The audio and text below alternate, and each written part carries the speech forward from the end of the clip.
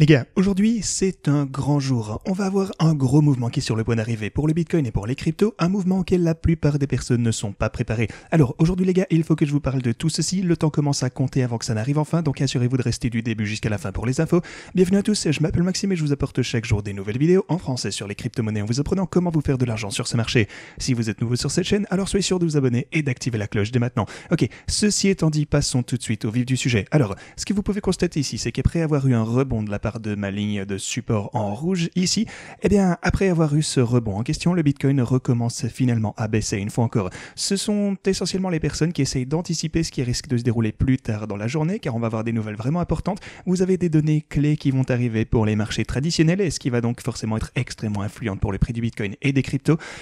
Évidemment, on reviendra à tout ceci très très bientôt, mais tout d'abord, on va jeter un petit coup d'œil sur l'intervalle de 4 heures pour le Bitcoin. En fait, on va peut-être passer tout d'abord à l'intervalle horaire pour commencer, où vous pouvez constater, comme on le voit juste ici, qu'on a une tendance très claire de réaliser des sommets de plus en plus bas. Aussi, pour le coup, on fait des creux de plus en plus élevés comme ceci, donc ça forme un petit triangle qui est en train de se resserrer. Pour le coup, vous pouvez voir qu'on est en train d'également trader en dessous de ceci, mais là, pour le coup, on est passé en dessous également. Ensuite, on a trouvé du support à partir de ce niveau clé à 2 reprises, et puis on est retourné dans la formation, donc c'est une possibilité que ça survienne encore. On verra donc si ça va être le cas encore une fois, qu'on pourrait potentiellement revenir dans cette range de trading, et potentiellement venir retester le sommet de ce triangle jusqu'à ce qu'on arrive au sommet, et on verra bien. Néanmoins, il y aura pas mal de volatilité qui risque d'arriver aujourd'hui, c'est quelque chose auquel faire attention. Ce triangle pour le coup sur l'intervalle horaire, déjà c'est une chose. Regardez aussi le support ici, surveillez-le bien à 27 730 $ si on part à la baisse. Mais voilà, le mouvement qui va se dérouler aujourd'hui va être extrêmement influencé par les données qui sont sur le point de sortir au cours de cette journée, en particulier sur le taux de chômage aux États-Unis ainsi que la masse salariale non agricole aux USA, encore une fois bien entendu. Maintenant, deux autres choses auxquelles il faut prêter attention. Le premier truc, c'est que ça nous donne des données sur l'économie américaine, et historiquement, si vous revenez quelques années en arrière, si vous revenez en arrière, genre peut-être 2 ans avant qu'on ait toute cette folie avec le Covid qui se produisait, etc.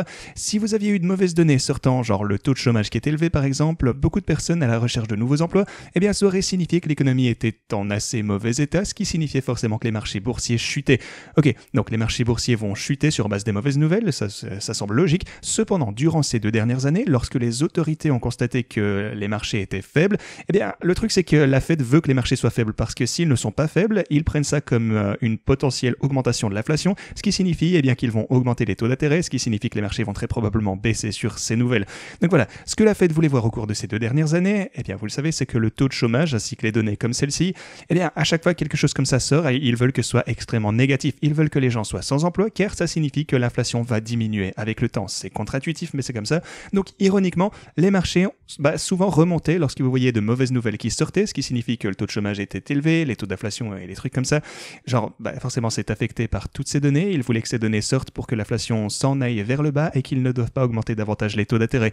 Donc voilà ce qu'on a vu historiquement. Cependant, on a eu un petit peu de changement dernièrement, parce que les données les plus récentes qui sont sorties, comme vous le savez, c'était des données sur les entreprises américaines qui étaient à la recherche de personnes à embaucher.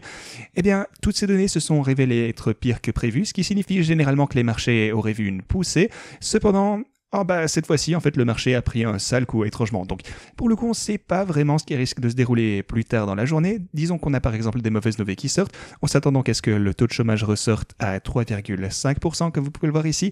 Donc, supposons que le taux de chômage, au contraire, ressorte à 4%, ce qui est bien sûr pire que prévu. Au cours des 2 dernières années, ce qui serait supposé... le truc, c'est que les marchés auraient vu une poussée sur base de ces données, vu que c'est pas pire que ce qui a été prévu. Cependant, on sait pas trop si ça va être le cas une fois encore, parce que là, récemment, ils se comportent pas comme les 2 dernières années. On a vraiment vu ce changement lors des dernières données qui ont été publiées, donc on sait pas trop. La seule chose qu'on sait, c'est qu'on va avoir de la grosse volatilité. Peut-être que personne ne sait, donc on saura pas vers où ça part, mais c'est quelque chose à surveiller. On a ce niveau de support à 27 700, et le prochain niveau vraiment important, c'est ici à 26 400 $. Donc il faut être vraiment conscient de tout ceci, d'autant plus qu'on examine quelque chose comme les bots qui sont toujours en profil, il faut vraiment bien les surveiller. Cependant, les bénéfices sont en train de chuter rapidement ici, car les marchés connaissent un ralentissement. Vous savez que c'est pas top pour les bots, un ralentissement assez sévère, et les rebonds, le truc c'est qu'ils sont pas vraiment assez solides que pour qu'on ait suffisamment de marge sur le rebond pour prendre des bénéfices sur toutes ces positions qu'ils accumulent. Je vais donc continuer à surveiller tout ceci. J'envisagerai potentiellement d'ajouter un stop loss juste en dessous de support vraiment important ici. Voilà, Encore une fois, je dis pas que je vais clôturer les positions, mais juste au cas où, si jamais on voit une grosse chute, une chandelle toute droite avec les données, c'est certainement quelque chose que vous pouvez considérer également, d'avoir un stop loss peut-être juste ici, en dessous des 27 700. Si jamais on chutait de ce niveau, eh ben, on pourrait prendre les profits qu'on a déjà réalisés jusqu'à présent. Voilà, c'est quelque chose à considérer. Cependant, pour moi, comme vous le savez, je voulais vraiment montrer tout ceci, genre comment ça pouvait fonctionner si on le garde ouvert constamment. Est-ce qu'au fil du temps, ça va être profitable? Donc, je voulais juste faire, je vais faire ce pourquoi j'ai averti tout le monde. En fait, si on voit de grosses chutes, eh bien, on va ajouter simplement des fonds disponibles pour ajouter plus de marge afin de ne pas se faire liquider. Donc, je vous invite à surveiller votre prix de liquidation de très, très près. Ça change tout le temps. C'est vraiment la chose principale que vous voulez surveiller pour, ne pas vous faire liquider sur des positions en levier. Donc, comme toujours sur la chaîne, vous verrez bien s'il sera rentable au fil du temps ou pas.